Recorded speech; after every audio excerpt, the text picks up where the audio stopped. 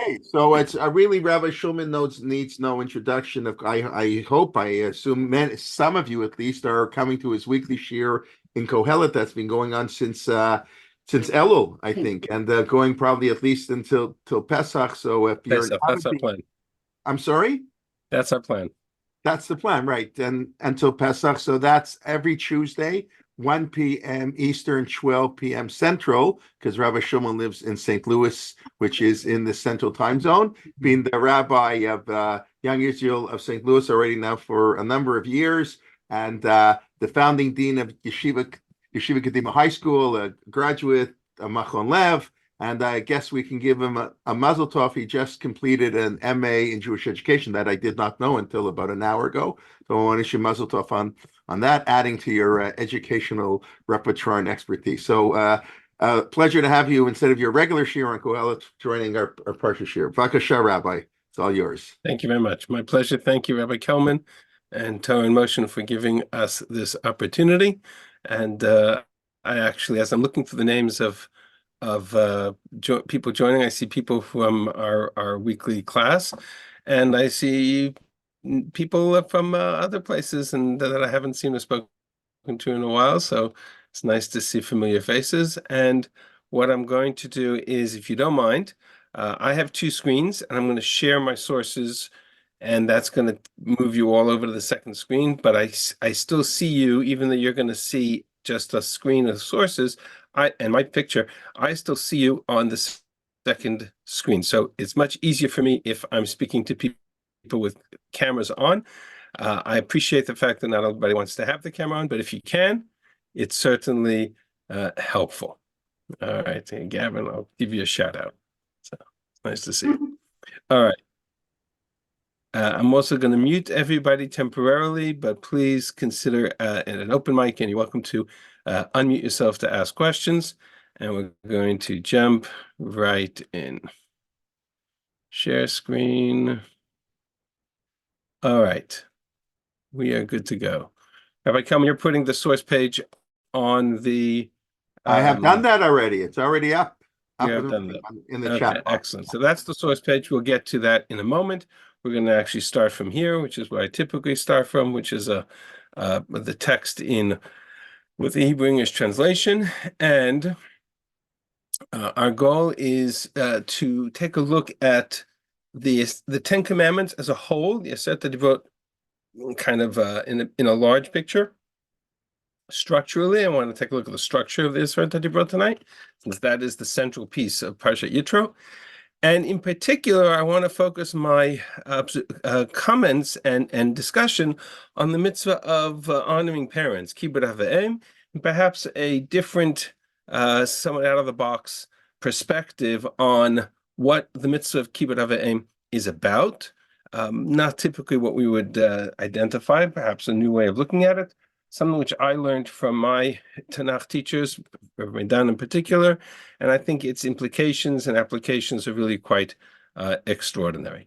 So I just want to start with recognizing that one of the major subjects dealing with the Ten Commandments in Parshat Yitro and in Parshat Va'etchanan is understanding the structure of 10 statements, 10 utterances. We call them 10 commandments, but they're not really individual mitzvot, because there's more than 10 individual mitzvot. Some of them have multiple mitzvot in one statement or in one concept or one dibra. But we call them the 10 commandments, even though in Hebrew they're referred to in the Torah as Aseret HaDevarim. There's 10 utterances or statements. And typically we identify them and we divide them more or less into two categories, or into two groups. We know that they were given to Moshe on two tablets, on two luchot, and the two tablets were contained within the Aron, in the ark. And so one of the questions that the Mefarshim raise, and you see it in the discussion of the Gemara, is if there are 10 commandments and there are two tablets, how are they divided?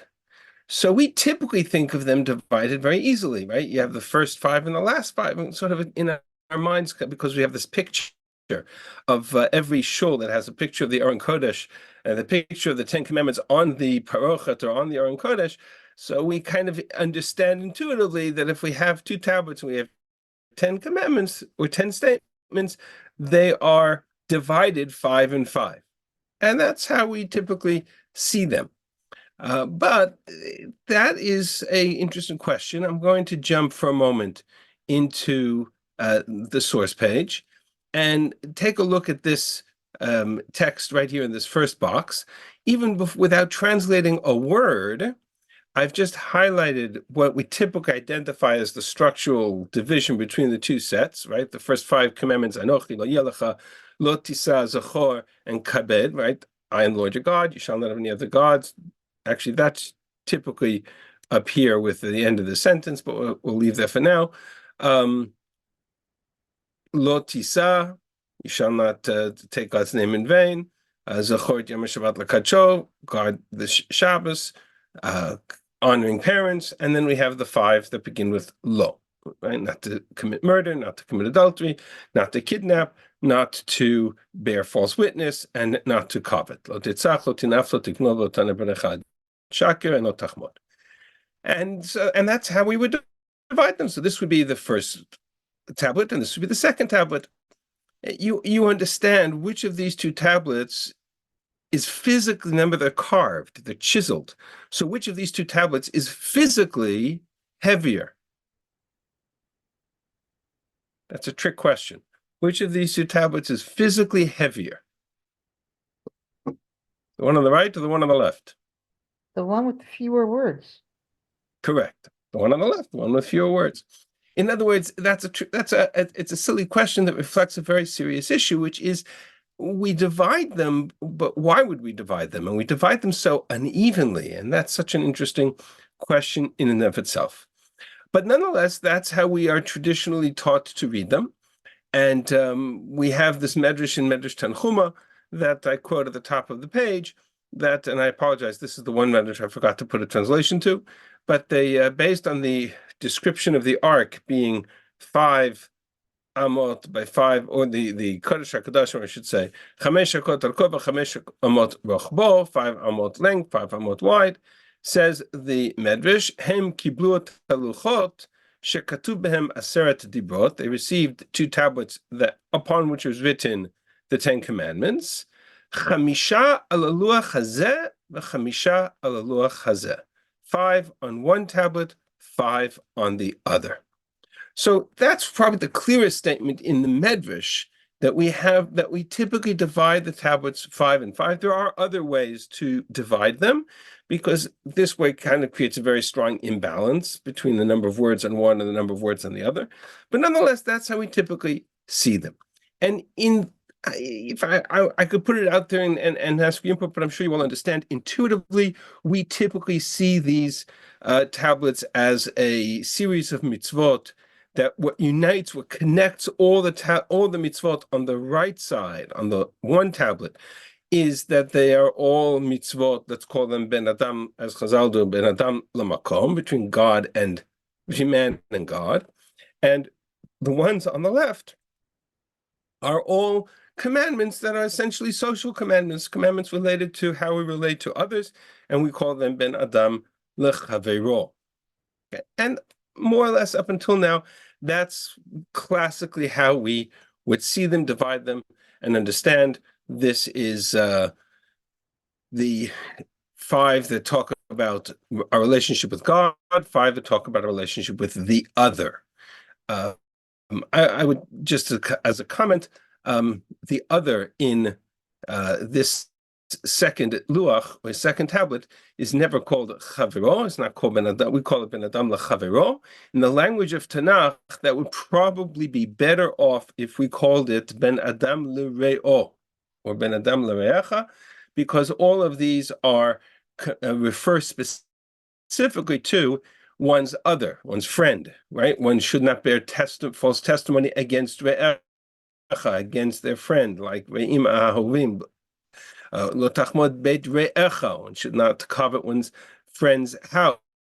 Lo tachmod eshet re'echa, one should not covet one's friend's wife. Right? This reference to the other is constantly referred to as re'echa, appears there 4 times, once four times. Once here, here, here, and here. So 4 times out of 5 commandments to refer to the other as ve'echa. So clearly we have mitzvot that are between man and God, and mitzvot that are between man and the other. Okay, in that case, ve'echa. And we'll come to the question, right? The question is a famous one. What about kibbud av va'em? What's kibbud av va'em doing in the bottom of this list? Honoring parents, how does that enter into the right-hand side? And we'll come to that momentarily. But if I look at this text carefully, there's something else that emerges. Besides the fact that this is why that these are so much wordier and so much longer, and these are so much shorter and so much more concise, there is something else that would tell me that this is a natural way to divide these tablets. In other words, if I was looking for, rather than dividing them by the number of words and the balance between them, which essentially would be a different kind of division, there's something here that tells me structurally that this is one set and this is another set. And it's easier to see on this side, and we'll come back to the other, right? What word jumps off the page and says, this is all 5 statements that are connected both in structure and style with a key word or key phrase that says this is a unit? No, right? That's not hard to see. Okay, they all are in second person, and they're all direct instructions of what not to do to the other. Lo tirtzach, lo tinaf, lo tignov, lo taneh b'recha, lo tachmod b'recha, lo tachmod eshet recha, etc., etc., b'chol asher l'recha. Right? This is all about how not to treat one's other. Okay? Now, I can't say that the ones on the right side are all positive mitzvot, because there are many that are negative, right? You shall not have any other gods before me, lo taseh l'chol peso, not to make any other idols, not to take God's name in vain. Those are also negative, but clearly those are belong in a different category. They are between man and God. But what I wanted to point out is that if I look at this word lo, and I look at it as a kind of a perspective of key word or key phrase that defines all of the tablets on the left-hand side, if I were to look at the right-hand side and ask the question, is there a phrase, one phrase that jumps off the page and says, this phrase appears in every one of the 5 commandments on the right-hand side? Okay?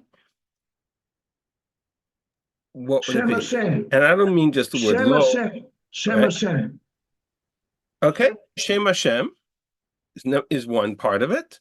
That's true. Right? God's name appears in each one of these commandments. I would go one step further, and I would say it's Hashem Elokecha.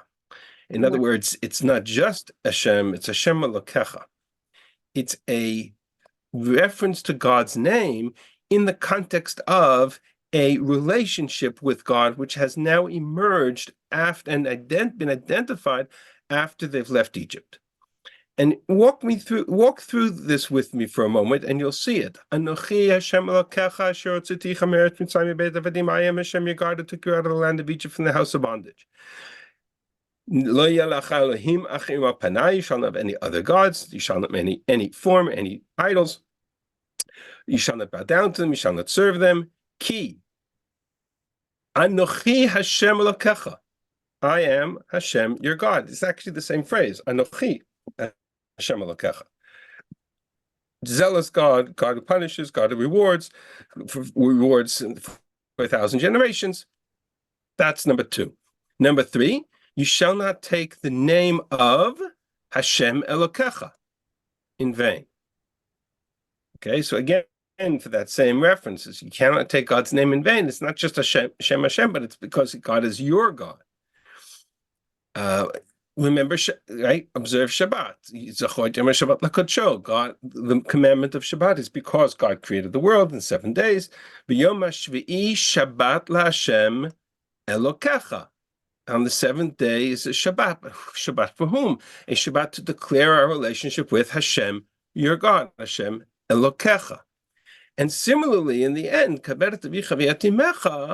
in order, right, honor your father and mother, in order that you should have long life and long days on the land which Hashem Elokecha noten lach.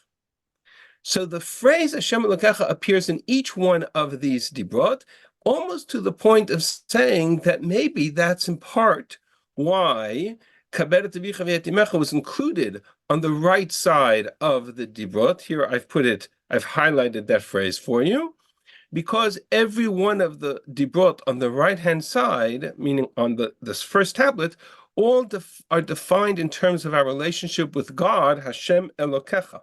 And so if the first luach essentially is defined as a tablet which establishes the covenant between us and the God, Hashem Elokecha, it's not just that God exists, but that he's our God, Hashem Elokecha, your God, then that would define the character of the first tablet, that which makes up the covenant, the brit, with Hashem, right? Then the second tablet essentially is a brit we create because of our relationship with God. We are now mandated to treat the other, re'echa, right, with a recognition that they are endowed with the spirit of godliness in them. And so I have a set of laws pertaining to how we relate to each other or to the other. So the first tablet is defined by the word Hashem Elokecha, and the second tablet, as much as it's about the lo, it's about the no, but it's also about the re'echa. That's why I pointed out that this word re'echa is so significant, because it stands in contrast to the key word phrase in the first tablet, which is Hashem Elokecha. So the first tablet is defined as the brit with Hashem, your God, and the second tablet is defined as the brit with re'echa, the brit between each other as one people, as one part of humanity. Okay, so far, so good, right? I haven't really said anything we haven't heard before, just kind of structured it and organized it. Which raises, of course, the famous question. The famous question, which I want to zero in on now, is the question of honoring father and mother, kabed et avicha ve'et imecha, in order that you should have long days and upon the land which Hashem has given you. There are a number of questions about this dibra and what it's doing here, and they are without any particular order, right? The first one is the most obvious, which is that if this is about the brit between us and God, and the left side is about the brit between us and each other, father and mother fit in much more closely with the other, re'echa, than do they fit into the brit with God, right? Our Hashem Elokecha, kabed avicha ve'etimecha. If I were to say, if you didn't know anything about the Ten Commandments or anything about Torah, and I said, if a commandment to honor father and mother, is that a social commandment or is that a commandment that defines our relationship with God? I think intuitively we would all say it's part of the social commandments. It's part of part 2, which belongs over here. And so that's not my question. That's a famous question asked by the Gemara in Kiddushin, at least implied by the Gemara in Kiddushin, asked by all of the commentaries on Chumash. Why is kabed avicha ve'etimecha here? Okay, that's the first question, and we are familiar with most of the answer. Right? Classically, the typical answer to that question is because, right, as the Gemara says, I'm just going to jump to the source in the Gemara for a moment. Actually, you know what? This will be easier if I opened up this source page twice. Give me a moment. I'm going to do a little technical magic here. Sorry for that. Just going to do a little technical magic.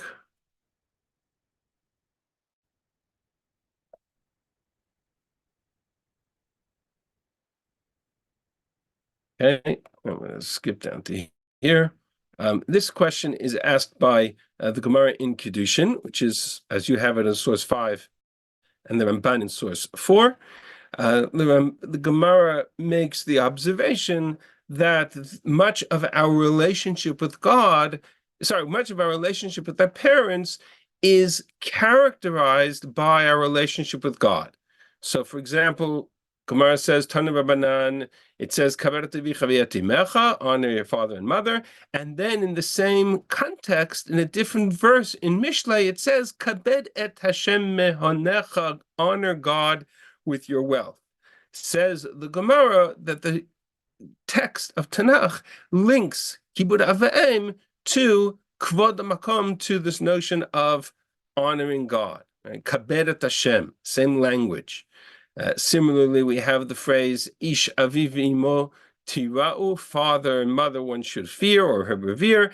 And in the same breath, the same verse, it says, Et Hashem that's a different one. That's about Et Shabtatai Tishmo, you should keep my Shabbat. But the different verse says, Et Hashem Elokecha Tira V'yotot Ta'avod, Yira for father and mother, Yira for God. Therefore, the Torah is equating Yira for father and mother to Yira for God. And finally, the Gemara's conclusion, there are three partners in the creation of the human being, Shloshtan Shutafin Bo, man, God, man, father, mother, and God are all partners, physical and spiritual, in the creation of the human being. And that, says the Ramban, is the answer to, our most famous answer to the question of why is Kibud Avaim on the right-hand side of the tablets. We finished the first four commandments that talk about our relationship with God. And now it wants to move over into our relationship with each other in the second tablet. Whereas in the next step of the commandments is to talk about the other. And it starts from father and mother, which in terms of one's birth, that they are part of the process of creation, just like God is, and therefore they have a place in that first tablet. Okay, so more or less that's the first question. But I would argue that there's more to this question, because it's not just about whether or not Kibud Avaim belongs on the right-hand side of the tablets. There's more to this question. For example, the notion that this is a mitzvah for which you earn, the merit is to earn long life and long days upon the land. That's not about Kibud Avaim alone. Think about that for a moment. If you read Sefer Dvarim, it's very clear the entire mandate of the Torah is to establish the longevity of the Jewish people on the land of Israel. We're not, sorry, I jumped to the wrong page. I meant to do it over here. Sorry about that. We're talking about why should Kibud Avaim by and of itself merit to be the one mitzvah in the list of the five on the right-hand side that earns us long life and good days upon the land which God promised to our forefathers.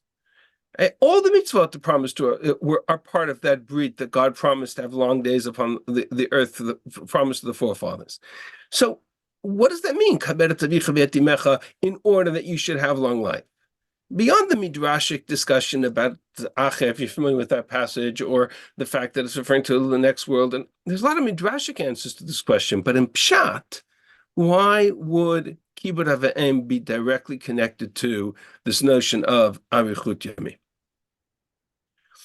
That's question number 2, and that we don't have an answer to yet. Or question number 3, I would say, if you had to pick the 5 biggest mitzvot in the Torah, and I would close the book and I said, okay, we're going to brainstorm. The biggest 5, put them on the table. All right, belief in God certainly merits to be one of the big 5. Idolatry merits to be one of the big 5. And we're talking only Ben Adam L'Makom, right? We're not talking about Ben Adam L'Reach or Ben Adam L'Chavero yet. We're just talking about between us and God. So, okay, I get idolatry. Why does God, the notion of not taking God's name in vain, get into the big 5? So, without getting into too much detail, that's more or less a foundation of the temple.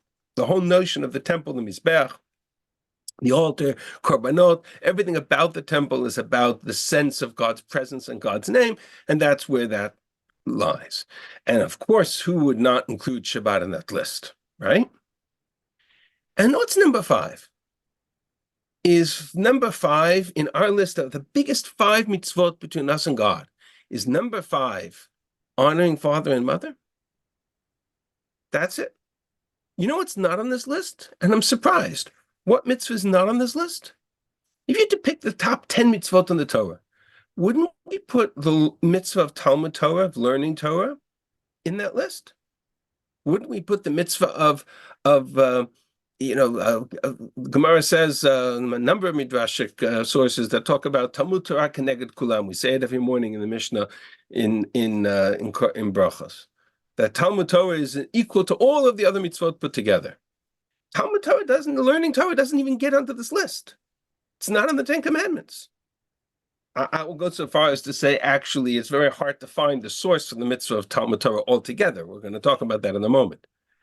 But Kaveret Avicha v'Yatimecha, of all the mitzvot, that should be the one to merit to be put on this list.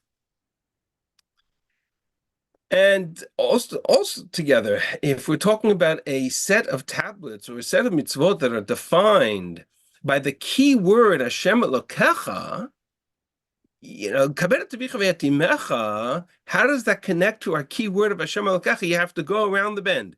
You have to say, honor your father and mother in order that you should get long life on the land which God has given you. In every other reference in this set of in this first 5, Hashem Elokecha is the subject of the mitzvah. I am Hashem Elokecha. You shall not have any other gods before me. You should only serve Hashem Elokecha. You shall not take the name of Hashem Elokecha in vain. Guard Shabbat, because Shabbat is Shabbat of Hashem Elokecha.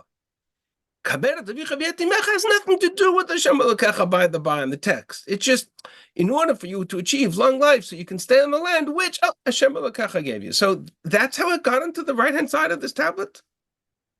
You understand the problem?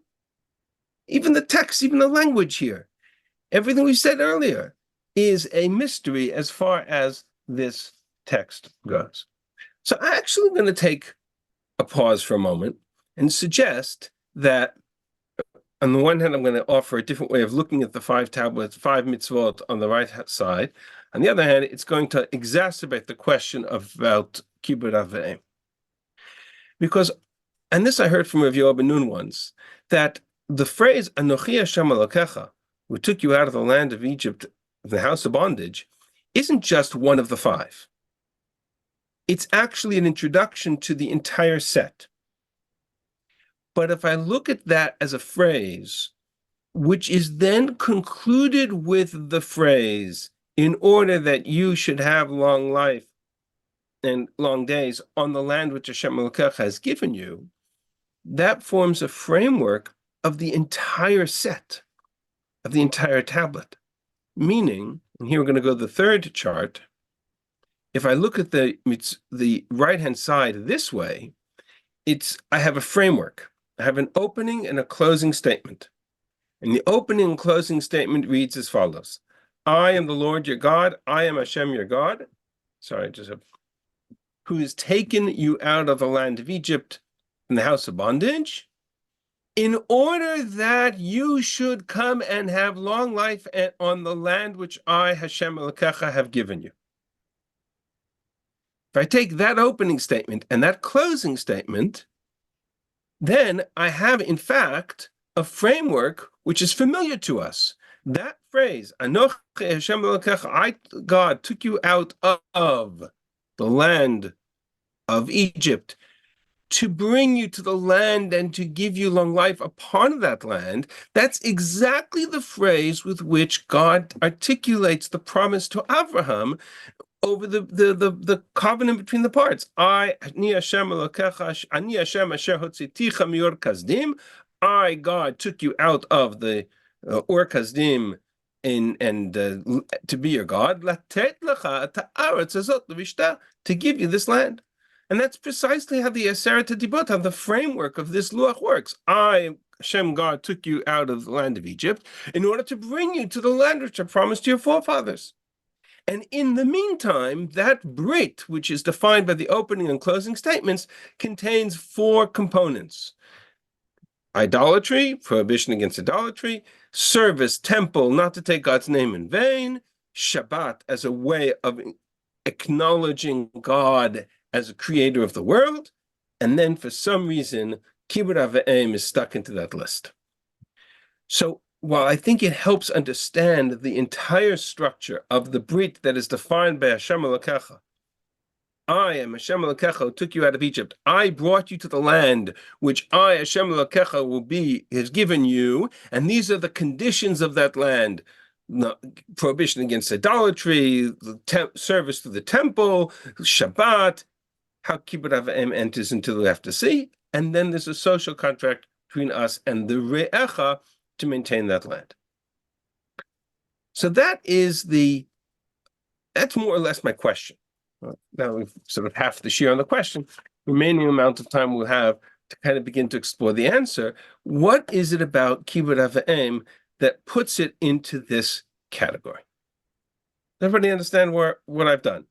So I've spent the first half of this year kind of looking at the structure of the Aseret that he brought. I think structure is very important. You've taken any classes with me, you know I'm a very big, I like to focus on structure. I think it's very helpful.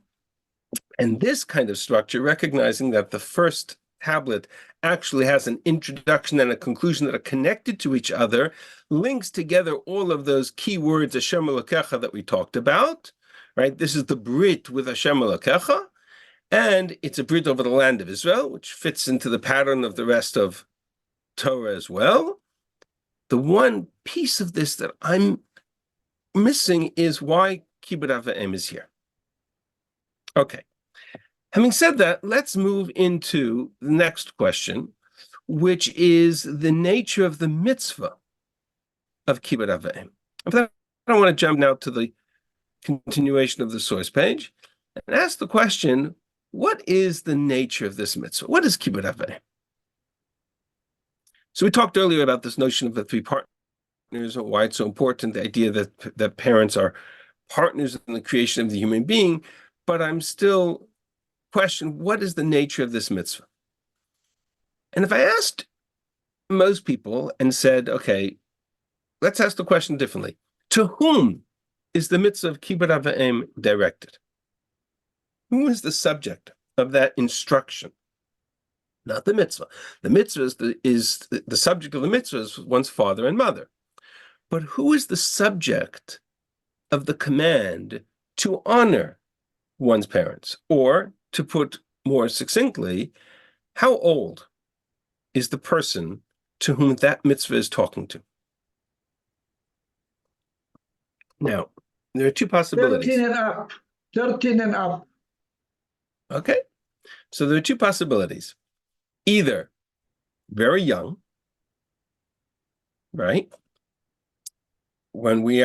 How many times has we as parents invoked the reference to the mitzvah of Kibbud Av V'Em when we are disciplining our children?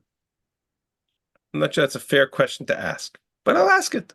And how many times does a parent say to either their children or to their students in school, right? That's disrespectful, and you're not allowed to be disrespectful to your parents.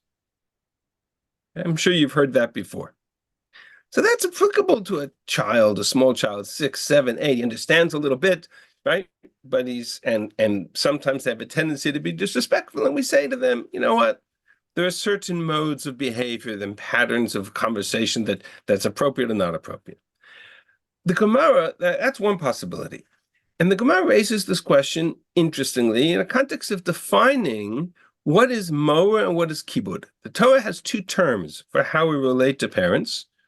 Kabed et avicha v'yatimecha, honor your father and mother, and ish aviv v'imo v'aviv tira'u, to fear one's parents, or reverence for one's parents. So what is Yira, Mora, and what is Kibbud? They both apply to one's parents the same way they apply to God. And so the Gemara goes on to say, it's Gemara in Kedushin, that when it comes to Yira, those are all the negative things we don't do in order to reflect the respect for our parents. We don't stand in their place, lo med bimkomo. We don't sit in their chair, lo yeshev bimkomo. We don't contradict them, lo soteret varav. We don't side with the other when the parents are involved in an argument, lo machri'o. I would add to that other halachas, like we don't call our parents by their first name, right? All the things that we don't do because we want to have a kind of yira, reverence, respect of reverence, of fear for our parents. Then we have kibud. What is kibud? Kibud means ma'achil umashke malbish umechaseh machnis umotzi. To be kibud ava'im means to feed them, to give them food, to give them drink, to clothe them, to cover them, to take them out and to bring them in. Now, somebody made the comment before that mitzvah kibbut avim is for somebody who's 13 and a half years old. I don't know about you, but I don't think a 13-year-old is clothing their parents. Right? I don't see a child doing any of these things. So what is kibbut avim here referring to? If not, right, what's the flip side? If it's not a child, then who else could it be referring to? When do we provide food and drink and clothing and covering and take our parents in and out? Okay, that's not the things we do for our parents when we are 15 years old. Those are the things we do for our parents when they are much older. And the relationship flips. And then we, as caregivers to our parents, have to care for them, feed them, clothe them, cover them, take them places. All the stories the Gemara describes that, and you're familiar with the Gemara in Kedusha, I don't kind of review the whole thing, but all the pieces of the Gemara that talk about all the various examples of kibbut avim, and how kibbut avim is the hardest mitzvah in the Torah to fulfill, and there's very few people on the planet who can fulfill it properly. They're talking about things that we do because our parents get old. And as our parents get old, they get weaker, and we have to care for them the way they cared for us when we were younger. That's the classic example of kibbut avim. And therefore, there's a certain year we have when we are younger and they are sort of in a position of stature. They represent authority to us, and so we respect that authority. That's yira. And as they get older, our obligation is to give them a sense of dignity in life. Kabed means to give them dignity and to feed them and to provide them with clothing and to take care of their medical needs. We didn't have old age homes and assisted living places in the time of the Torah. The children were responsible for that. And so from that perspective, the mitzvah avim, kibbut avim, is either to our children when they're young and they learn a sense of yira and a respect of authority, or kibbud, which is really, it's not about respect in terms of how we talk to parents, it's about how we care for them. So from a purely halachic perspective, this statement really defines what is often misunderstood about this mitzvah. That's on the level of halach. But on the level of pshat, in the context of the Aseret Dibrot, I come back to the question I asked before. And if we're talking about dealing with elderly parents, then ask the question this way. If this mitzvah is referring to how we care for elderly parents, it really should be on the other side of the tablets. Then it's not about recognizing that the father and mother created the human being, right? It really is part of the social fabric of how society has been created, and it belongs in the mitzvah ben adam l'chavero. And if it's about children, young children, teaching them how to talk and respect to their parents, then until they're 13, somebody mentioned before, they're not even obligated in mitzvot. So what's it doing here? And what does it mean? So that's, again, a part of that question. I want to go one step further. I said before that of all the mitzvot that are missing in the Aseret Dibrot, and if I had to take Kabed of Davicha V'Yetimecha out and I had to replace it with one, right? If we had that luxury and that authority, and I brainstormed with you which was the mitzvah you would replace it with, I probably could probably argue successfully that the one mitzvah that really belongs in the Aseret HaDibrot that's not there is the mitzvah of Talmud Torah. Because the mitzvah of Talmud Torah is so all-encompassing. It defines our lives. Our lives revolve around the mitzvah of learning Torah. We talk about V'gita b'yom ha'malayla, pasuk in Yeshua, about engaging in study of Torah all day and all night. The notion that it's all-encompassing, connected kulam, it's equal to all of the other mitzvot, really is a defining characteristic of that which makes up our relationship with God. How much of our world revolves around the world of the Beit Midrash and the centrality of the world of the Beit Midrash, and how much of the conflicts today revolve around how much we should be in the Beit Midrash, how much we should be out in the world. Talmud Torah really is connected kulam, and yet, not only is it not in the list of the Aseret HaDibrot, I'm going to make another statement which is even more astounding, which is it's not even in the list of the 613 commandments. Nowhere in the Torah does the Torah say you must study Torah. Let me do that again. Nowhere in the Torah does the Torah say you must study Torah, written or oral. What does the Torah say? So let's take a look at the Rambam in the laws of study of Torah. Here's the Rambam, Hilchot Talmud Torah, right? The laws of the study of Torah. And the Rambam says that there are essentially two mitzvot, two of all of the 613 mitzvot, there are only two that revolve around, biblical mitzvot, revolve around the mitzvah of study of Torah. Okay, the first we have to see the source for. The first is to learn Torah, says the Rambam, to learn Torah, to study it. And the second, lechabed milamdeh v'yodeha, to respect the teachers and purveyors of the knowledge of Torah. That's fascinating. The Rambam defines there are only two mitzvot in the Torah about Talmud Torah. One we have to discover, we don't know where it is.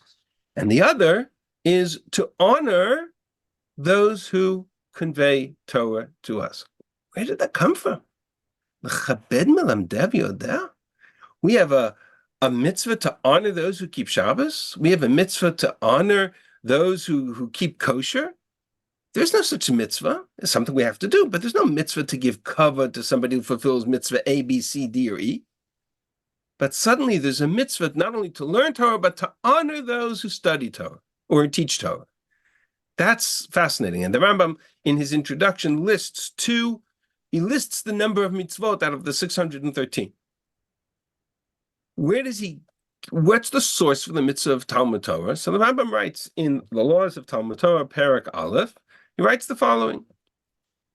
He has a lot of other pieces here which I pulled out because they're not relevant, but I just want to understand the core piece. Number one, Katan Aviv Chayav L'Lamdot Torah. The mitzvah of Talmud Torah, says the Rambam, is defined as a child, one's father is obligated to teach them Torah. As it says in Shema, in Vayam Shema, you shall speak them, teach them to your children to speak therein. What just happened? The Rambam defines the mitzvah of Talmud Torah, of learning Torah, as a mitzvah of teaching Torah.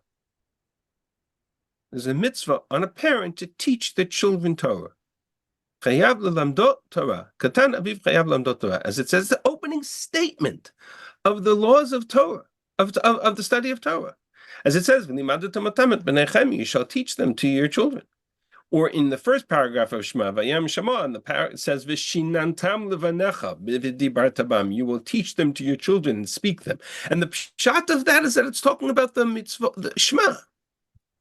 Actually, I would argue differently. I said the pshat is that it's talking about the 10 commandments, because the 10 commandments are first in chapter 5, in Dvar, and then it talks about Shema. But either way, it's Why is that the mitzvah of Talmud Torah? And then the Rambam goes on to say that not only is there a mitzvah to teach our children Torah, mitzvah al kol chacham v'chacham Yisrael lelamed et kol hatalmidim. Paragraph 2, there's a mitzvah on every Talmud Chacham to teach other children Torah, even if they are not his own children. As it says, Vishinantam levanecha. And levanecha there means not just our children, but even our students, because our students are like our children. So you understand what the Rambam has just defined. The mitzvah of Talmud Torah does not exist as a standalone mitzvah. It's fascinating. The mitzvah of Talmud Torah is there's a mitzvah to teach Torah to our children, our grandchildren, and by extension, other people's children too. Well, how do I teach Torah if I don't know Torah? How do I teach Torah if I don't learn Torah? Oh, so the answer is you have to learn, because you have to learn in order to be able to teach. And if you can't learn in order to be able to teach, so then you hire a teacher, and that works as well. And the rest of this paragraph, the rest of this chapter in the laws of Talmud Torah talk about how if you hire a teacher, what the obligation, etc. And then the Rambam goes on to say that there's a mitzvah to honor those teachers and those people who teach Torah to our children, and all the laws of honoring teachers and honoring Talmid Chachamim are borrowed literally verbatim from the laws of honoring parents. So the same way we're not allowed to sit in our parents' chair, we're not allowed to sit in our teacher's chair. The same way we're not allowed to call our parents by the first name, we're not allowed to call our teachers by their first name. In the same way we're not allowed to contradict our parents, we're not allowed to contradict our teachers. Literally copy-paste all the laws of how honoring parents into the context of Talmud Torah, of how we treat Milamdeha v'yodeha, those who teach Torah and those who are versed in Torah. It's fascinating. There is no mitzvah by itself to learn Torah. There's only a mitzvah to teach Torah, but I have to learn in order to be able to teach.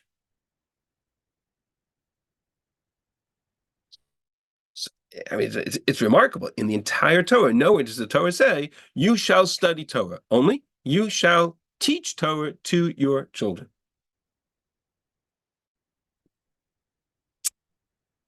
I'll go one step further. I'll go one step further. Look at the context of Pesach. Right? There's no holiday in the calendar, or there's no event in the calendar, and there's no moment in Jewish life where there's a greater emphasis on the relationship of transmitting Jewish knowledge from parents to children than in the context of the Pesach experience. And how does the Torah define, right, the four sons of the Haggadah, how does the Torah define that whole dynamic? Ki yishalcha bincha machar lemor mazot. If your children will ask, or when your children will ask tomorrow, saying, what is this? You shall say, this is what we did. Or v'higarata lebincha bayamahu, which is the foundation of the entire Pesach Seder. You will teach, you will demonstrate to your children. When your children will say to you, what is this? What is this service? They'll ask the questions, you will give the answer. And our entire framework of Talmud Torah, of learning Torah, of teaching Torah, is built around how we answer the questions our children ask us. It's almost as if the Torah is saying that there will come a time in which our children are going to turn to us and say to us, how does this work? And we have a responsibility to be able to answer that in depth. That's the essence of the mitzvah of Talmud Torah. But wait a second. What do you mean there will come a time when our children will ask us, how does this work? Who says? Maybe they won't ask. Maybe they'll never ask. They never ask, right? So here I want to come back to what I've been alluding to before, and I haven't, but now we're going to put it on the table and make it clear. I would argue that the mitzvah of kibbud av v'em in the Aseret HaDibrot is not about honoring parents or having reverence for parents. That's true by extension, but it's much deeper than that. Because at its core, what the mitzvah of Talmud Torah is, or what the mitzvah of Kaber Tavicha Ve'etimecha is that we, every member of the Jewish people, every member of the people of Israel, have an obligation. When we stood at Har Sinai, and we heard Hashem, God, command us, I am Hashem, your God, who took you out of the land of Egypt. You shall not have any other gods before me. You shall honor my name. You shall serve me. You shall keep the Shabbat, etc. We transmitted that to the next generation, to the next generation after that, and the next generation after that. Flip it around now. The next generation. Where's the commandment? Where's the obligation to receive that Masoret, to receive that tradition, to hear it, accept it, buy it, understand it? Right? We're commanded to transmit that tradition to the next generation. Where's the commandment to receive that tradition from that previous generation? Flip it around. And that, says Rav Meidan, is exactly the mitzvah of kibbud av v'em. In this context, it's not honoring parents.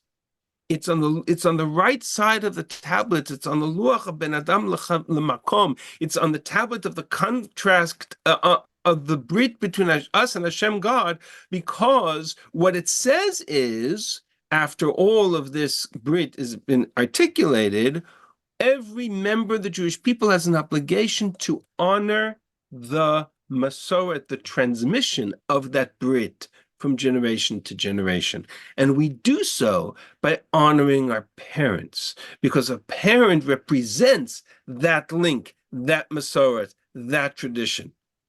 And so we honor not the parent per se here in this context, but the tradition that they present to us, that they transmit to us, that they teach us, the Torah that they teach us. Go back to one second, let me just jump to this to the end of this for a second. So go back to what I said before. Here's the framework. Anochi Hashem Elokecha. I am Hashem your God. I took you out of the land of Egypt. You shall not have any of the gods before me. You shall not worship idols. You shall respect the sanctity of God's name and place. You shall keep Shabbat.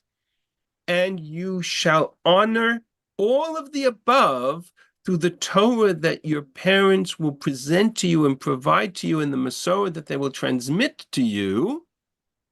And that's how you take it from generation to generation.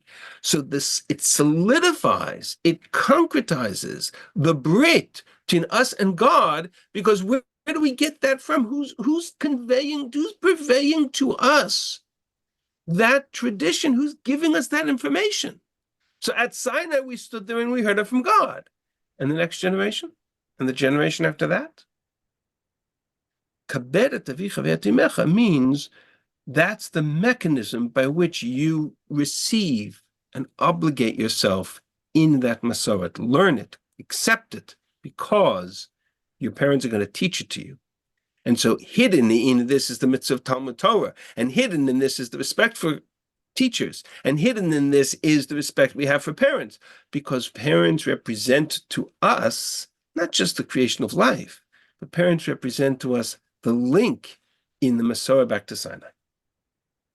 They represent to us the link to that brit of Hashem Elokecha. And so that's Kaberet Avicha Ve'etimecha. Different way of looking at Kaberet Avicha Ve'etimecha, different way of looking at the whole concept of what kibbud av v'em is about. We have time. The continuation of this conversation would take us to various places where the kibbud av v'em concept appears in Tanakh as a way of saying they either observed it or they didn't. As an example, take a look at the story of Yosef and his brothers. Right? So much of that story is a reflection of a violation of each one of the latter components of the brit between us and each other. Right? The second luach, lo tirtzach, you shall not kill. Okay, starts the story of Yosef and his brothers starts with Shechem and starts with Shimon and Levi. Lotin Af commit adultery. And you shall not commit adultery. The story of Yosef and his brothers, that whole second half of Bereshit starts with Reuven and Bilhah. Lot Tignov, kidnapping. Well, I don't need to go further. I don't need to elaborate on that one, right? Lot Haneber Echad Shaker. Chazal say that Yosef brought evil reports to his parents. The Lot Tachmod, the enticement of Eshet Potifar. Lot Tachmod Eshet Ve'echa. Chazal said that Yosef was on the verge of committing a transgression with Eshet Potifar. And you know what saved him, says Chazal?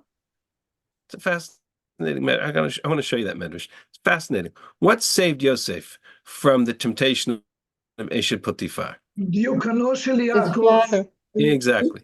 He saw his Exactly. father's face. Exactly. It's in Rashi quotes it here. One such day, Yosef came into the house to do his work, and none of the people of the house were there. Says Rashi, what is lasot melachto? So it's a machloket. One says, he came in to take care of whatever he needed to take care of. And another opinion says he came in to fall to the temptation of Eshet Potifar. Lasot tzochav ima. But suddenly he was caught by the image of his father's face. And that's Gemara and Sota, meaning, and that's exactly what I'm describing, is that the concept of the Masoret is our link, not just to our parents, but to everything we represent for generations back. And we anchor ourselves in the Brit with Hashem because we are anchored in the transmission that we receive from our parents. That's Kaberet Avicha V'Yatimecha. It's much more, it's much bigger than caring for them when they're old or having respect for them and speaking to them in the right way when we're young. They represent the link of the transmission of the Masoret. They represent the Brit. And so you can't have a Brit that goes on for generations if you don't anchor it in the moment of honor your father and mother, honor Shema B'ni Musar Avicha V'Alti Tosh Torah Imecha, honor the Brit, the covenant, the story of Jewish history, which you receive from them, honor them, and therefore what they represent to you. That's the context, what I wanted to share with you, what I called rethinking the mitzvah of Kibbud Av V'Em and its place in the Ten Commandments. And I will stop here and answer questions. I see there are questions. Nikki, you want to start? Yes. As a young teenager on Yom Kippur, Rav Soloveitchik got up to give his drasha before Yizkor, and he pointed to the Seret Debrot tablets that we had on top of the Aron Kodesh. And he said, I never forgot this. Do you know why Kibbud Av V'Em is on the bottom and Lo Tachmod is on the bottom? Because they hold up all the others above them. There you go. That's exactly right. I did not know that story, but that's exactly what I'm having expressed in this presentation, is that Kibbud Av V'Em is it's the seal, it's the lock, it's the foundation of all that first Brit Also, of the Masorah. It's 100% correct. Beautiful. Lo And Lo Tachmod. Tachmod. Same. Right. Beautiful. Thank you very much for sharing that. I think it has the same relationship to learning and teaching as Zachor has to Shamor. Okay, I have to think about that one. I'd have to unpack that. It sounds very tidy, right? But I'd have to think about that. I'm going to park that on my for investigation. Thank you. Shamor and Zachor is interesting. One's positive, one's negative, but also Shamor and Zachor are synonyms for each other. No, but you can see further, but they, of course, there's the traditional explanation. Your explanation provides that interpretation of Zachor. Yeah, for sure. Any other questions? Okay, then I will thank you all for listening. Thank you all for I hope this has been meaningful and helpful to you all. Thank you, Rabbi Kalman Definitely. and Torah and Moshe Thank you. for enabling us to come together and learn. And My for those of pleasure. you who would like to continue with our series on Kohelet, you're welcome to join us. And all of the other learning that goes on, Kol HaKavod, thank you to the Kelmans and thank you to all of you for enabling this to continue open-ended. Thank you, Yeshua. Thank you. It was great. Thank you so much. Thank you very much. Okay, very good. Next week, Dr. Aaron Kohler will be giving the Parsha Shir. He's spoken also first before it, and of course, I'll have my class on the Siddur tomorrow morning at 9:15 a.m. And Rabbi Liebtag will begin the week of Shirim next week at 11:15. And as I mentioned at the beginning, next Sunday we're having, sorry, I don't know if we call it the Yom Ayum, but we're having a 5-hour program on coping and resilience in challenging times. I imagine most of you have seen the email we've sent out. We have 9 speakers, really a all-star lineup, if I can say that, psychiatrists and social workers and people who are on the front lines dealing with issues of trauma and everything going on, unfortunately, in Israel. So I encourage you to come to that. That'll be next Sunday, February 11th, 9:15 a.m. till 2:15 on Sunday. Okay, and then we'll have all our regular shiurim. We should see you for good occasions. As always, please invite a friend to come and join. And I want to wish everybody Shabbat Shalom and all the best and B'surah Tova and Laila Tov, everybody. Thank you very much. And thank you, Rabbi Shulman, again, and all the Pleasure. best. Okay, very good. Thank you.